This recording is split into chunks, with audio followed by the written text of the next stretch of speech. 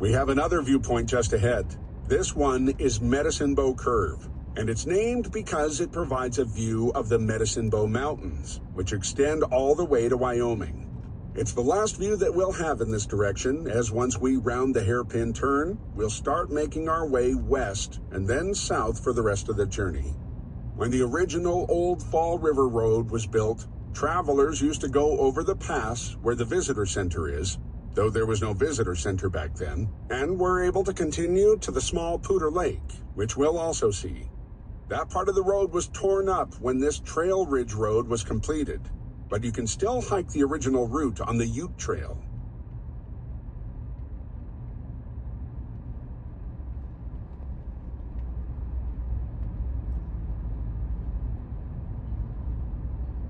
So the white that you've been seeing on the hills at the last stop, I was a little closer to it, and it looked like snow, but had a different texture to it.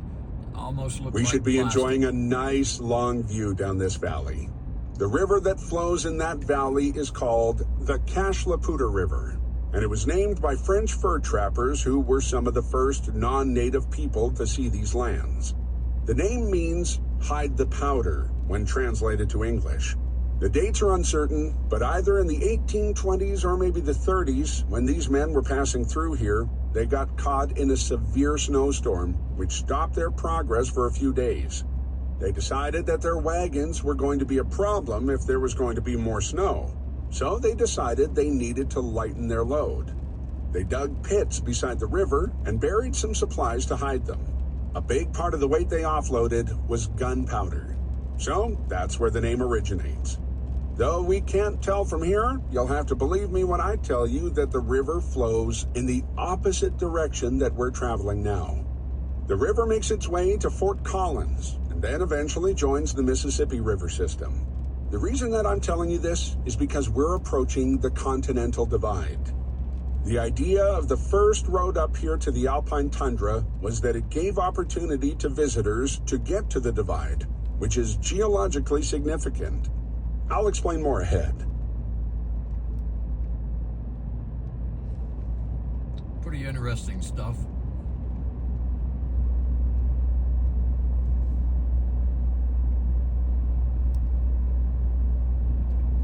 Notice that the mountains are looking more like grass and trees than rocks.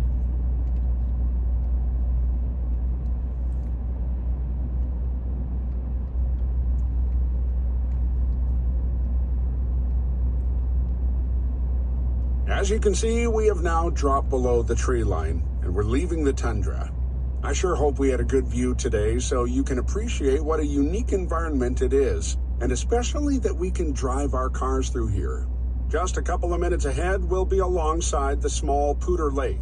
On the far side of the lake, on our left side, there's a parking area. That's where we'll be on the Continental Divide. The divide is a line that is somewhere between a theoretical and actual line that divides how water runs to either the Pacific or Atlantic Oceans, and it runs from the north of the continent all the way down through Mexico and beyond. If water is on the west side of the line, it will eventually find its way to the Pacific. If it's on the east side, it will find its way to the Atlantic. Now, I'm simplifying this a lot, but you get the idea. When expeditions were sent out west, part of the task surveyors were given was to identify the path of this line. In some places, it's used as the line that decides a border between states or provinces. The divide is less significant to us nowadays as we have air travel, satellites, and many other tools to understand geography. But a century and more ago, identifying this line was significant, and the designers of these roads we've been enjoying made the opportunity to visit the Continental Divide a highlight of the journey.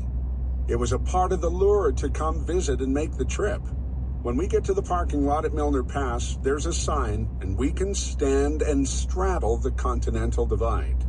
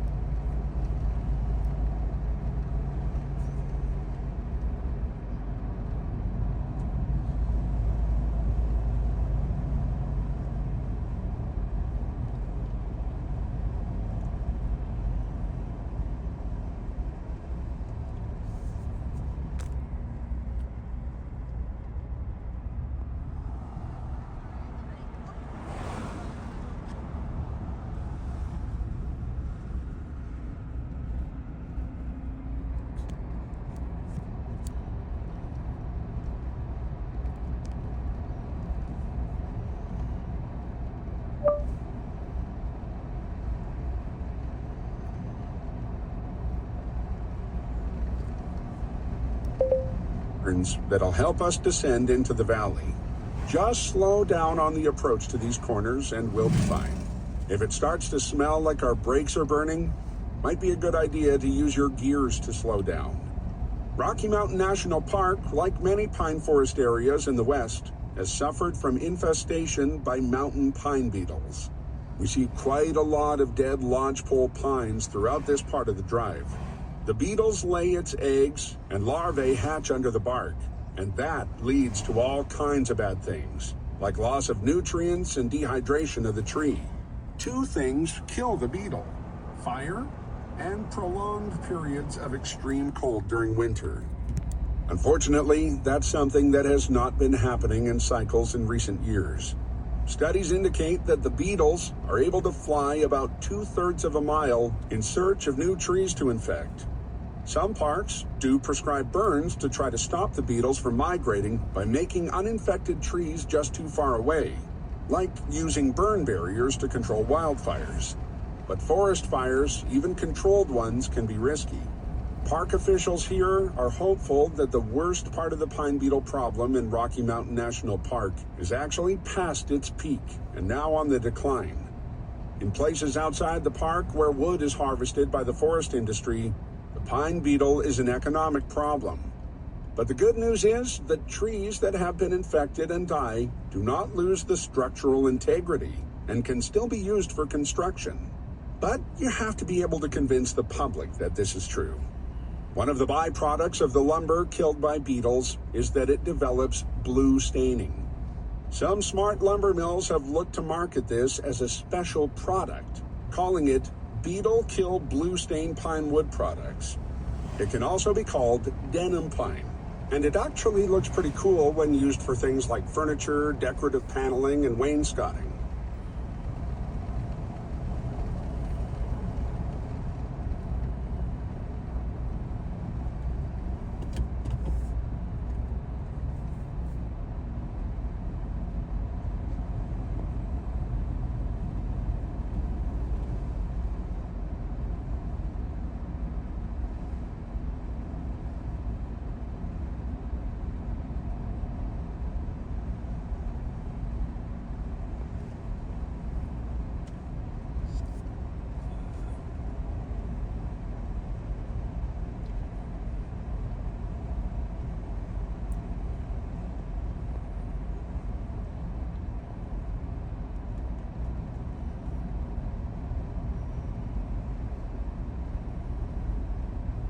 You're doing great, driver. Only 2 more switchbacks and we'll be done.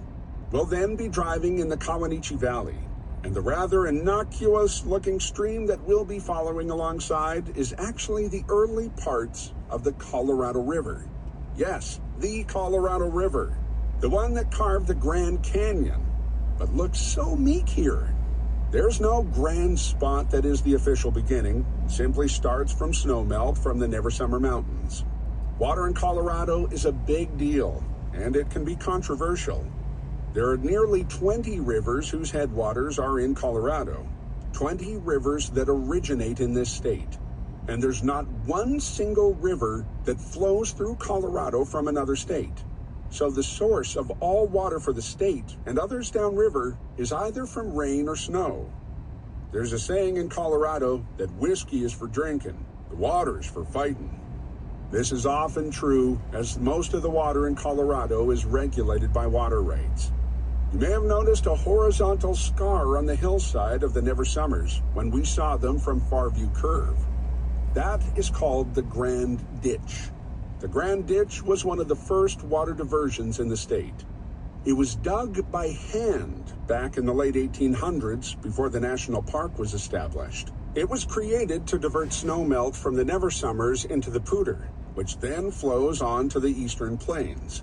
Early settlers knew of the importance of somehow keeping as much water from the mountains and rivers in the state for farming as possible. Tunnels were dug to get water from one side of the mountains to the other. Starting as early as 1879, water in Colorado was being allocated through a series of complicated laws and rights. Lots of diversions were being created, and if someone is diverting water upstream from you, that can be a problem. If someone downstream from you has a senior right over you and is exercising their right, you have to stop diverting and let your water flow on by.